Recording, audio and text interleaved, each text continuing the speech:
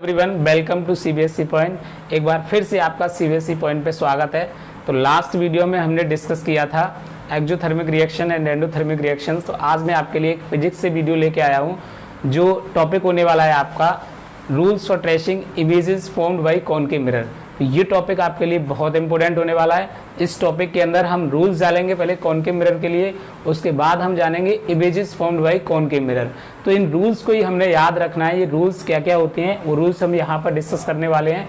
इन rules के according हम images का फॉर्मेशन कर पाते हैं। ठीक है, तो चलिए हम स्टार्ट करते हैं फर्स्ट रूल से। फर्स्ट रूल कहता है ये आपका एक कॉनकेव मिरर है, ठीक है, जो इनवर्ट कर्व रहता है। ये जो लाइन आपको दिख रही है इस लाइन को बोलते हैं प्रिंसिपल एक्सिस। क्या बोलते हैं इसे? Principal axis. और यहाँ पर ये जो पॉइंट है इस पॉइंट को बोलते हैं पोल, इस वाले पॉइंट को बोलते हैं फोकस और इसे सेंटर ऑफ कर्वेचर। यहाँ से और यहाँ तक का जो डिस्टेंस होता है उसे हम कहते हैं फोकल लेंथ। क्या बोलते हैं उसे? Focal length. और सेंटर ऑफ कर्वेचर से पोल तक का जो डिस्टेंस होता है उसको कॉल किया जाता है रेडियस। ठीक है, देखिए रूल क्या कहता है। फर्स्ट रूल कहता है अगर कोई इंसिडेंट रे प्रिंसिपल एक्सिस के पैरेलल आ रही है, ये इंसिडेंट रे है, इसे हम कॉल करेंगे इंसिडेंट रे। इंसिडेंट रे, कोई रे इंसिडेंट रे अगर प्रिंसिपल एक्सिस के पैरेलल आ रही है तो वो कहां से जाएगी? फोकस से जाएगी। फर्स्ट रूल कहता है वो हमेशा रिफ्लेक्ट होने के बाद कहां से पास होगी? फोकस से होगी। ये फर्स्ट रूल हो गया कॉनकेव मिरर के लिए। ठीक है, सेकंड देखिए क्या कहता है। ये वही है आपका कॉनकेव मिरर है और ये principal axis, pole, focus, centre of curvature. Second rule कहता है अगर कोई इंसिडेंट रे फोकस से गुजर रही है, अगर कोई इंसिडेंट रे फोकस से गुजर रही है तो वो प्रिंसिपल एक्सिस के कैसे हो जाएगी? पैरेलल हो जाएगी। प्रिंसिपल एक्सिस के पैरेलल हो जाएगी। ये सेकंड रूल कहता है। थर्ड रूल क्या कहता है? कॉनकेव मिरर आपका पोल, फोकस और centre of curvature. Third rule कहता है अगर कोई incident ray centre of curvature से गुजर रही है तो विदाउट डेविएशन के वो सेंटर ऑफ कर्वेचर पे वापस रे चली जाएगी। ठीक है, सेंटर ऑफ कर्वेचर से निकल रही है ऐसे रे इंसिडेंट रे तो विदाउट डेविएशन के, इसका मतलब इस केस में एंगल आर इक्वल होने वाला है angle I zero, angle I R equal zero. ठीक है, तो इस केस में यहां पर कोई एंगल फॉर्म नहीं होगा। इस केस में देखेंगे तो ऑब्वियसली यहां पे नॉर्मल डालेंगे तो एंगल आई और एंगल आर। ठीक है ना, तो लॉज ऑफ रिफ्लेक्शन तो हर जगह फॉलो होंगे। लॉज ऑफ रिफ्लेक्शन क्या कहते हैं? फर्स्ट लॉ कहता है आपका angle of incidence always equals to angle of reflection. Second law आपने सुना है the incident ray reflected and normal all lie on the same plane. तो रूल्स तो आपके जो लॉज ऑफ रिफ्लेक्शन है वो तो फॉलो होंगे, साथ में आपको ये रूल्स और आपको याद रखने हैं। ठीक है, तो यहाँ पर भी रूल्स फॉलो, यहाँ पर भी बेटा लॉज ऑफ रिफ्लेक्शन फॉलो होगा। तो इसमें नॉर्मल डालेंगे तो एंगल आई और एंगल आर दोनों ही इक्वल होंगे। ठीक है, तो ये तीन रूल हो गए आपके कॉनकेव मिरर के। चौथा रूल देखिए क्या कहता है।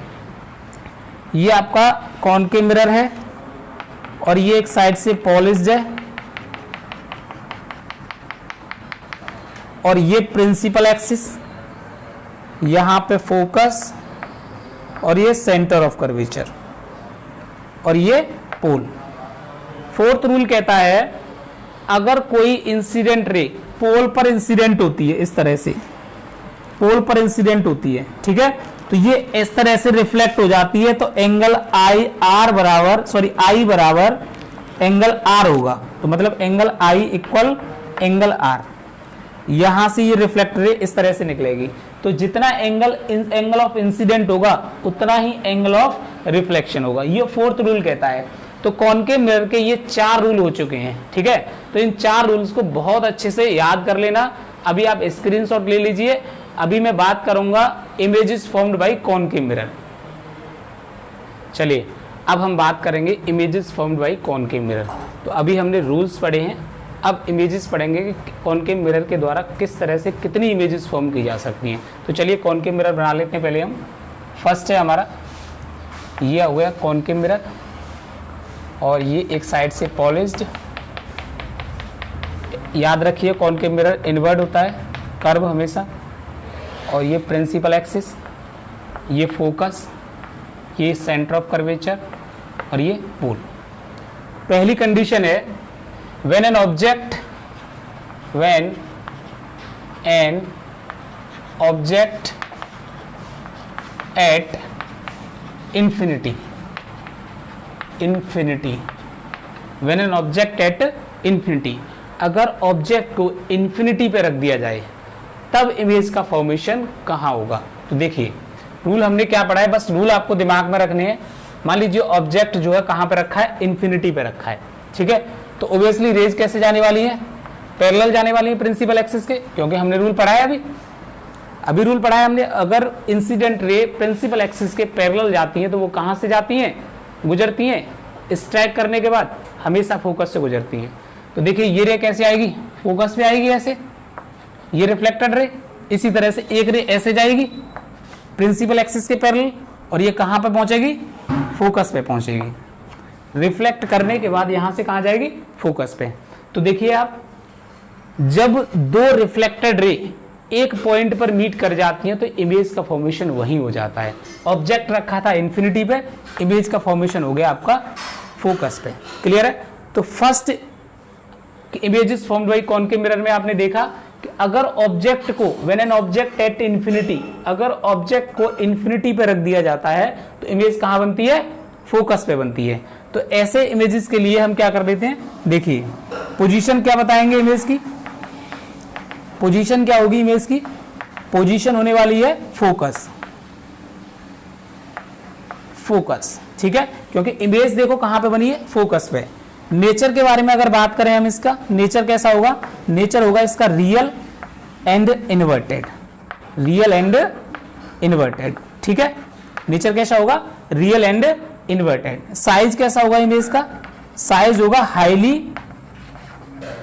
हाईली डिमिनिश्ड, क्योंकि फोकस पे बन रही है ना, तो साइज कैसा होगा, हाईली डिमिनिश्ड।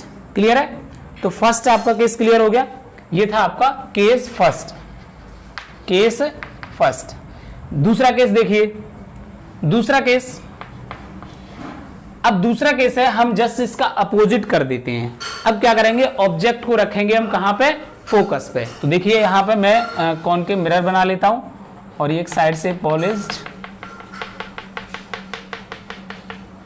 और ये प्रिंसिपल एक्सिस, ये फोकस, ये सेंटर ऑफ कर्वेचर और ये पोल। ऑब्जेक्ट रख दिया अब यहां पे, ठीक है। तो देखिए अब रेज कैसे जाएंगे यहां से, अगर ऑब्जेक्ट यहां पर रखा है तो कैसे जाएंगी, इस पर स्ट्राइक होंगी सरफेस पे इंसिडेंट रे, और स्ट्राइक होने के बाद कैसी हो जाती है, पैरेलल हो जाएगी। इसी तरह से यहां से जाएंगी रेज, इंसिडेंट रे जाएगी और ये पैरेलल हो जाएगी। तो इमेज का फॉर्मेशन कहां पे होगा, इंफिनिटी पे। तो इसके लिए कहेंगे व्हेन एन ऑब्जेक्ट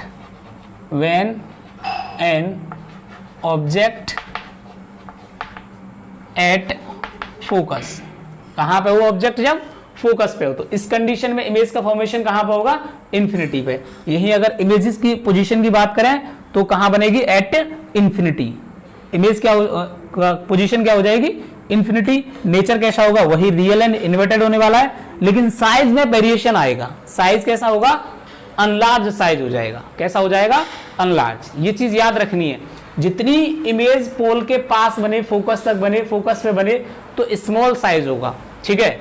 ये चीज हमेशा याद रखना है इस चीज को। और जैसे ही फोकस से अबे बन रही है, दूर बन रही है, सेंटर ऑफ कर्वेचर से भी दूर चली गई, तो इमेज का जो साइज होगा वो हमेशा बड़ा हो जाएगा, ठीक है। ये सेकंड केस हो गया आपका, ठीक है। अब देखिए थर्ड केस, थर्ड केस क्या है, थर्ड केस अभी क्या करेंगे, व्हेन एन ऑब्जेक्ट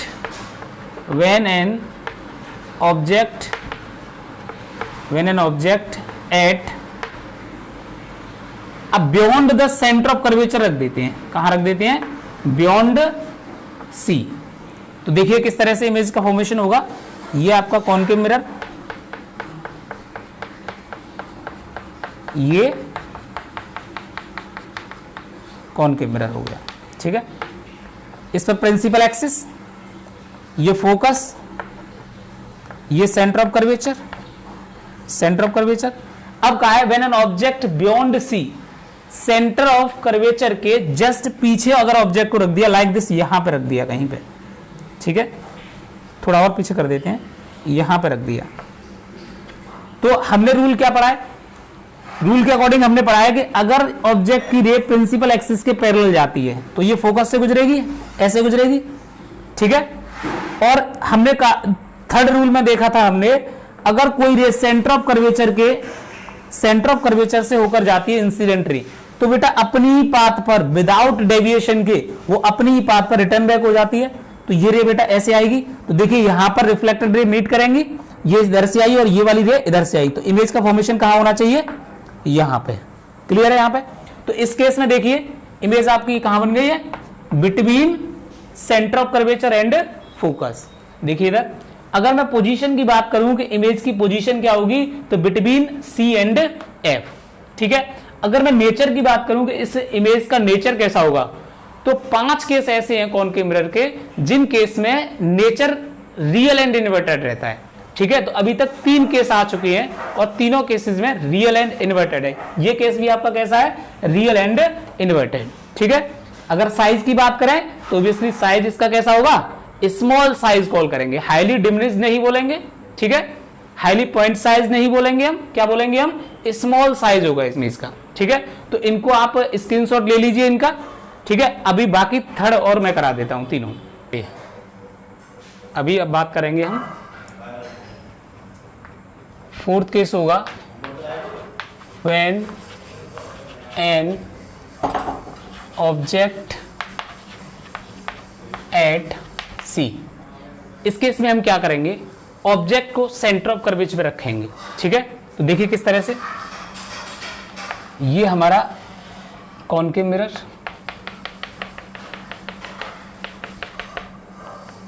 और ये प्रिंसिपल एक्सिस, ये फोकस हो गया और ये हो गया सेंटर ऑफ कर्वेचर। अभी क्या किया, ऑब्जेक्ट को कहां पर रख दिया, यहां पे सेंटर ऑफ कर्वेचर पे, ठीक है।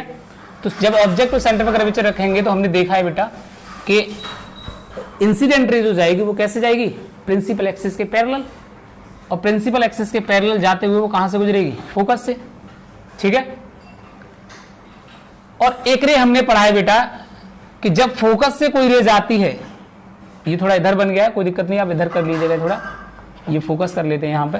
अगर कोई रे फोकस से जाती है तो बेटा कैसी हो जाती है वो, प्रिंसिपल एक्सिस के पैरेलल, कैसी हो जाती है वो, प्रिंसिपल एक्सिस के पैरेलल। तो देखिए मीट कहां पे कर रही है ये, सेंटर ऑफ कर्वेचर पे, ठीक है ना, आफ्टर रिफ्लेक्शन। क्लियर है।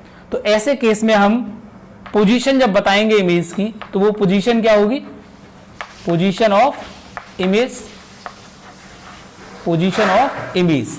तो पोजीशन क्या है, एट सेंटर, एट सी कह सकते हैं हम, सेंटर ना बोल के, कोई दिक्कत नहीं है, ठीक है। नेचर की बात करेंगे तो इसका नेचर कैसा होगा, नेचर आप इसका वही होगा, real and inverted, real and inverted, real and inverted. Size कैसा होगा इसका, साइज होगा इसका सेम, क्योंकि ऑब्जेक्ट भाई सेंटर ऑफ कर्वेचर पे रखा है। तो जब ऑब्जेक्ट सेंटर ऑफ कर्वेचर पे रखा है तो इमेज भी सेंटर ऑफ कर्वेचर पे रखी है, तो इस केस में साइज जो होगा वो कैसा होगा, ऑलवेज सेम। ये हो गए आपके 4 केस। देखिए अब 5वां केस देखिए, when an object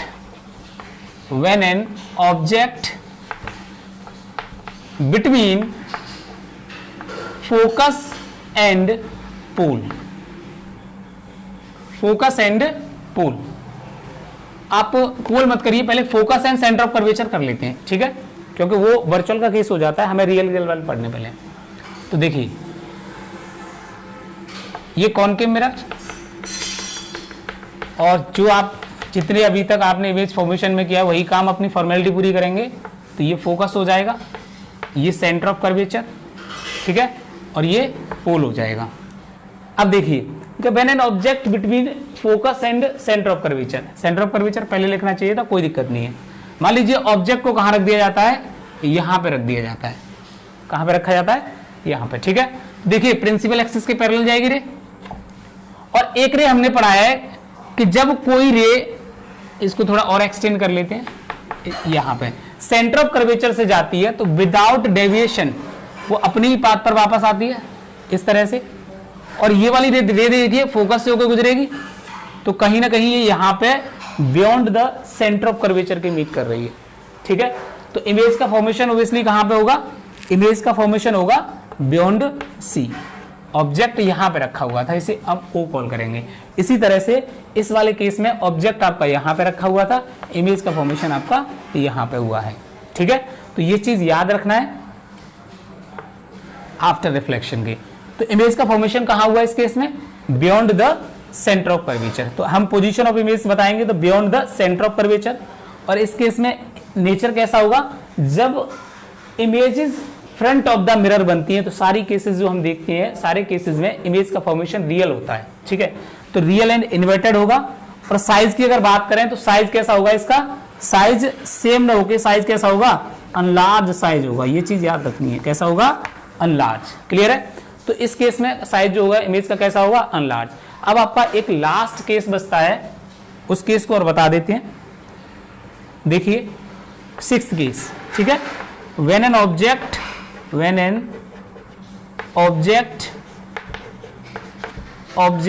at between focus and pole।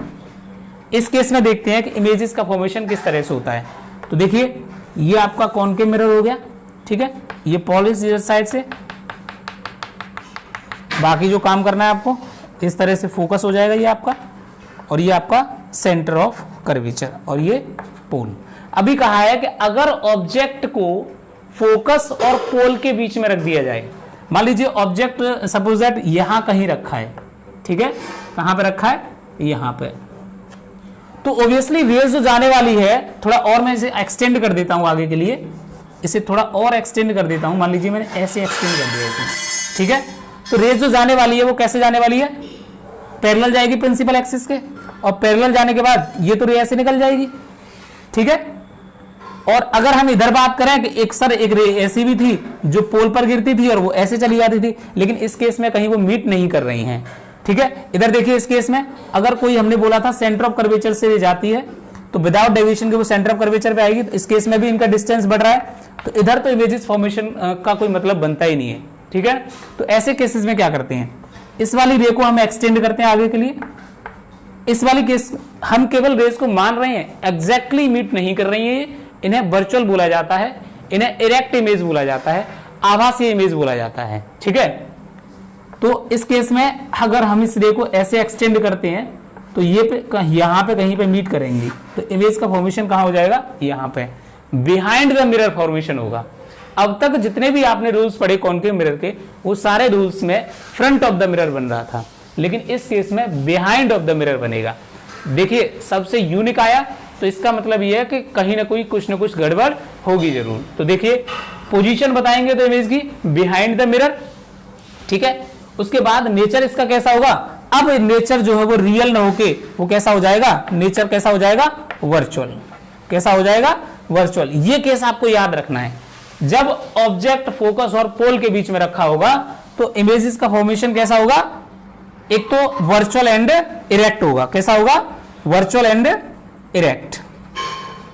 Erect का मतलब होता है एकदम स्ट्रेट। इस केस में देखिए स्ट्रेट का मतलब सीधी, और यहां केस में देखिए इन्वर्टेड, उल्टी इमेजेस बन रही थी। देखिए इन्वर्टेड उल्टी इमेजेस बन रही थी, लेकिन इस केस में इमेज कैसी बनेगी? इरेक्ट बनेगी, और साइज उसका अनलार्ज ही रहेगा। ठीक है, तो इस वीडियो में मैंने आपको कॉनकेव मिरर के इमेज फॉर्मेशन करा दिए हैं। ठीक है, अगर कोई डाउट रहता है तो मुझे कमेंट बॉक्स में बताइएगा भाई, लेकिन सब्सक्राइब जरूर मेरे चैनल को कर देना, लाइक कर दिया करो, शेयर कर दिया करो भाई। इतनी मेहनत करता हूं, कम से कम एक लाइक तो मेरे लिए बनता है। ठीक है, तो आज के लिए इतना ही गाइस, बाकी नेक्स्ट वीडियो में डिस्कस करेंगे जो टॉपिक होगा नया हमारा। Thank you class.